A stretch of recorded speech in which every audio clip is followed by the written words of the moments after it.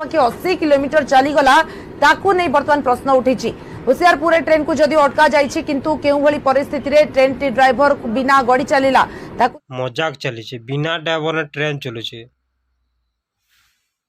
नहीं प्रश्न उठी। तदंत आरंभ होइछि एवं लोक माने भी जो माने ट्रैक रे थिले से माने भी भयभीत अवस्था अछंती कारण मालबाई ट्रेन टी बिना कोनोसी ड्राइवर ए गोटे कि तुमको मन को पूरा बुले बुले पिटवार कथा चप्पल बाटे सब मंत्री मन के साले बिना ड्राइवर ट्रेन चलो साले पुए कि 2 किलोमीटर नुह पाखा पाखी 80 किलोमीटर पर्यंत चली जाइथिला आगो 80 किलोमीटर इना अच्छे केते दूर अच्छे जानी 80 किलोमीटर बिना ड्राइवर गाड़ी जो देखो 7 बजे के आसपास हुआ है। इसके लिए इंक्वायरी सेटअप कर दी गई है।